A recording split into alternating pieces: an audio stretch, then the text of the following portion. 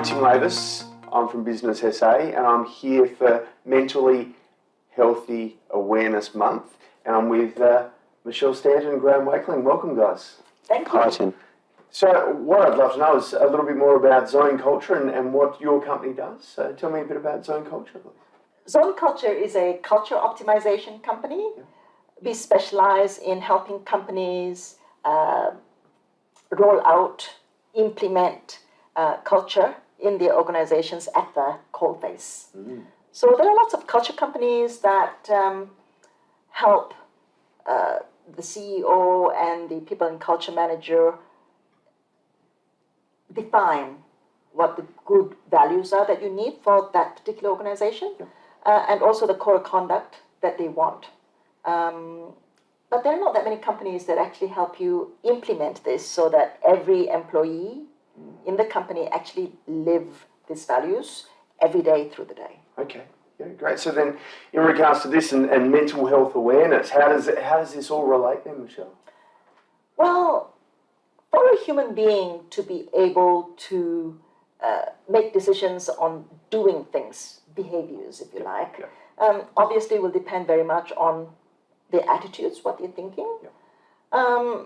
But attitudes and being able to think in a particular way is influenced very much by how they feel. Mm. So if you get out of bed on the wrong side and say you're feeling angry for some reason, and you get to work, and in this angry, frustrated state, it's difficult to do good work. It's difficult to be kind to people, show respect, because your mind is filled with angry thoughts.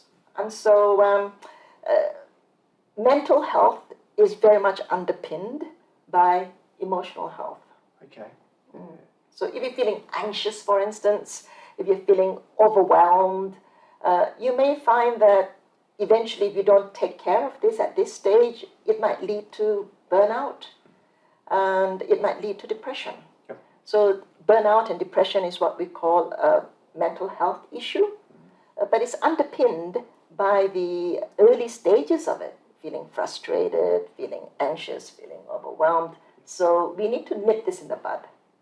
We need to help human beings understand how to take care of themselves when they're feeling this way. So if you're feeling anxious, how to switch out of that and feel peaceful, feel good again, and do this quickly and eventually not be triggered into it very often. And you talk about triggers, and I see that in business quite often where we speak to a leader and someone that we're working with, mate, are really working on how they're actually implementing these into business, how the people are actually responding. And we hear problems. We're hearing problems of attrition rate, retention rate. We're hearing problems of people quiet quitting and all these sorts of things. Graham, what are you seeing out in these companies that you're working with and specifically with the mental health issues that you're seeing there? Problems? The feedback very broadly is people feeling tired, simply tired, whether that's emotionally tired, physically tired, exhaustion, stress, burnout, and people becoming disengaged, therefore, with their environment. And disengagement is affecting the customers, the co-workers, the management, and they're not bringing the best version of themselves to work every day, which is, in this very demanding environment, this is what every employer is looking for. And what, let's go a little bit deeper on that. What's one of the issues that you're really seeing that you go, this is a clear problem that we're seeing? So you spoke quite a bit there about, attrition rate and other things happening. Yeah, well, communication, collaboration is vital in an effective, high-performing business. And when people are feeling anxious, feeling tired, they're being withdrawn, they're disengaged, so communication's not flowing, collaboration's not flowing, or creativity isn't flowing. And I'm sure there's plenty of that we're seeing in the marketplace at the moment with business owners and business leaders seeing this within their teams. In regards to other areas as well, so leaders and actually trying to drive performance. Before, Michelle, you spoke about companies and why people leave. Yes, I think it's fairly well known now that a lot of employees leave their companies because they don't get on with their boss. And so if, for instance, your boss turns up at work and they're very regularly feeling frustrated, they are annoyed, and this is the way that they are day in, day out, and they don't seem to have an appreciation for you, the work that you do, and the team around them. You see, how you feel will color how you see your world. They've done experiments out there now where you put a pencil between your teeth and it puts your face into a smiling mode. It creates endorphins in your brain. And when they tested that, they found that not only do you feel better, you look at people and they look better. And so if you're not feeling good, you're feeling frustrated, you're feeling angry, then when you look at your colleagues, when you look at your staff, they don't look very good. And so the way they would communicate would not be very conducive to lifting people, more downgrading people. And so I think at the level of leadership, it's critically important for leaders to be able to manage how they feel, not only just at the start of the day, but throughout the day. And especially at the end when they're getting tired. Especially when they're getting tired, that's right. Especially when they're getting tired. So then how does this relate to productivity? I'll throw that to you, Graham. We've got managers there that are starting to control their emotions or unable to control their emotions. How does that affect productivity in businesses? Productivity, when people aren't feeling good, when they're feeling bad, people are going to end up procrastinating, going to make a coffee or distracting them, doing something else rather than work on the critical work because you're not working with a full brain. So when you're only working with half a brain because you're tired, stressed, frustrated, you're not in a productive state very clearly. So it's about the capacity to manage your emotions and manage how tired you are at the mental level. And I thought I might just add to that. When you are stressed, as Graham was talking about, when you're feeling not good, your heartbeat is irregular. It sends irregular signals to your brain. And that has the impact of creating what we call a do-it-yourself lobotomy. And it's like the prefrontal cortex that has all of the executive functions and decision-making. This is the clever part of the brain. You no longer have access to. And so you're now working out of the amygdala. And the amygdala is the old reptilian brain, and its primary purpose is to keep you safe. Survival is the name of the game. So can you imagine when your people are not feeling good, they are mentally compromised because they are operating out of half a brain, not so clever half. And now, if you're in survival mode, you're going to be looking after number one. That's yourself. So how do you collaborate with your people? And also, if you're also working half a brain, how creative are you? If you're trying to survive, you're not trying to look for new ways of doing things. You're trying to batten down the hatches in.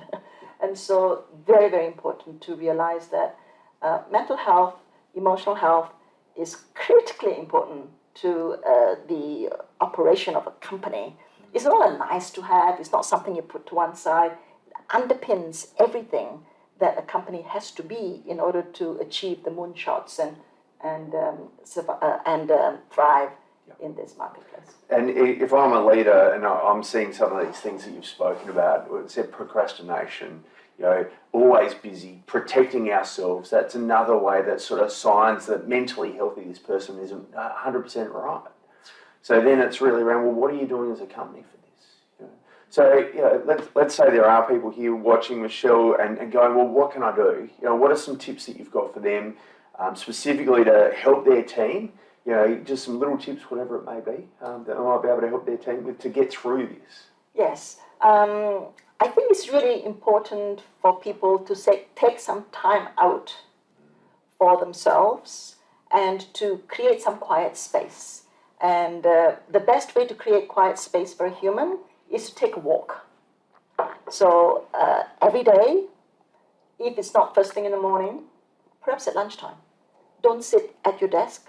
Get up and go and take a little walk. Did you know even just sitting and standing, just standing up from a sitting position, increases the blood flow to the brain by 20%. Wow. And so that is why we say don't sit all day. every 50 minutes or so, just stand up. And if possible, go for a little walk. And so if you're feeling a little bit upset, then we recommend that you do some deep breathing. Great. So you go breathe in for 4 counts, breathe out for 4 counts. So you breathe in slowly, you breathe out slowly. And when you breathe that way, remember the lobotomy we were talking about? Yeah. When you breathe in that way, the heartbeat actually becomes regular again. And that sort of undoes the lobotomy. And so it's a very quick fix, and I think every human being should be using it. Yeah, fantastic. It's interesting, on my watch the other day, there's a breathe button. You can press on it, and it actually teaches you that exact same method of breathing in for 4, breathing out, breathing in, breathing out, and to your point, it does immediately. It stops you to be in that moment. Yes. It does. It undoes that lobotomy, gives you the full brain, the whole brain to work on something. Yeah. So I think everybody needs a quick fix. Yeah. But ultimately, quick fixes are not enough because it keeps happening. And so you need to go deeper and get it resolved. So I liken this to building a habit and a discipline within business. I've done meditation before and it starts and stops. I've done breathing before and it starts and stops. Like I'm the first one to put on my hand to say it didn't work. And it's on me and my discipline and my habits that I create. But your methodology that you've got behind it really builds in that discipline. Is that right? Absolutely. Yeah. So Graham, I'll throw it over to you. So talk us through just a little bit of the methodology there that you... Yeah, well, I think the business community has got past the understanding that there's more to culture than the fruit bowl in the kitchen and the barista coffee. I think we've matured, as a business community to know there's a lot more to it than that. There's keys of culture development coming from the top, of course. A fish rots from the head. So if the leader is using anger management as a tool, that's not a sustainable way to build an effective culture. So we've got all the team leaders in place. We've got the leadership right, but it's the engagement at the coalface. It's actually getting the people in customer service, at the front counter, the people on the phones, being able to actually implement what the desires of that arise from the strategy and the leadership, and that's the hard part, and that's where it often falls apart. So Zone Culture, we have a program that will engage everyone in the organisation from the CEO to the front line. I thought I might just make mention about this anger management thing. In the 90s, leaders did not know how to inspire and influence people beyond being angry. You're not doing that right, so if I show that I'm angry, then you get anxious and you immediately jump. And so I think that we've got to be mindful that there are a lot of leaders at the moment in our business space that have grown up through that. Yes. And it was what we were taught as being a useful tool. Yes. Anger as a management tool is actually a useful tool. And so I just want anyone out there, leaders of companies, who have been using this as a management tool to realize that it's not your fault. It is nobody's fault that you are using this as a tool. It is something that we have been taught to use. Because I went through the 90s, I know all about that. I just want you to know that there are downsides to it. So if somebody is feeling anxious because their boss is angry and using that as a tool to try and motivate me, I will do the absolute minimum. I will not do any more. And the first chance I'll get, I will go look for another job. I will not do anything beyond. And so it is good that they're doing their job, but minimum is not enough now. We've got to go for the maximum, right? Full potential. And so anger as a management tool worked to some degree, but there are too many downsides to it. So there is another way. So I just want you to know that if you're able to overcome anger and be able to utilize the understanding of how to influence another human being and how to inspire a human being, if you knew how to do that, then you get amazing outcomes. And it's not difficult to learn. And to your point there, Michelle, that inspired and motivated employees go above and beyond, and they want to go above and beyond. Yes. It's not because they have to. That's right. And there's a difference there, isn't it? Big difference for business. So Graham, let's say, for instance, someone says, yeah, I want to know a bit more about this. I want a little bit of information. You know, what do we do? Well, you can come to our website, zoneculture.com.au. You can ring Michelle or myself, and we'll set up a preliminary discussion to come and find out what the pain points are, and to get an understanding of how we should present our tools into the organisation. Again, it's sort of a top-down methodology. Sometimes we may find ourselves engaged in one area, but we like to come in and do the whole job. Great. And it really starts with the coffee, doesn't it? Really, just the coffee to have a chat, as you say, about the true pain points of the business. And it's actually quite relieving telling someone all these pain points of your business, and this is it, and then having someone say, look, this is common. We see it often. And also, Tim, sometimes I feel like it's lonely at the top. If you are feeling anxious, or you're feeling like you're overwhelmed, or there's this just disturbance in your system, and you're struggling with trying to manage all of that, because sometimes this also translates itself into your home life, with your partner, with your children, and it can get quite overwhelming. So if you would just like to have a chat about yourself.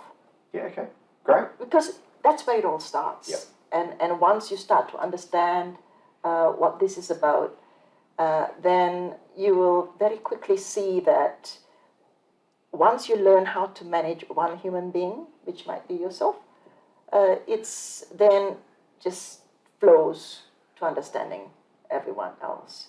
And so sometimes you might feel it may not be the whole company, it may be one department, and other times you might feel like, before I can even look at the company, I first got to look at myself. And so we are open to having coffee chats, and also to look at strategy, development and culture, whichever place you would like to start. And sometimes, Tim, we get asked, have you worked in local government? Have you worked in health? Have you worked in manufacturing? We get asked, if we've got experience in a particular industry. And it's nice to be asked the question, but the answer is always the same. That is, we work at the level of the human emotion. So it doesn't matter for us. We're completely agnostic when it comes to the types of organisations that we can assist.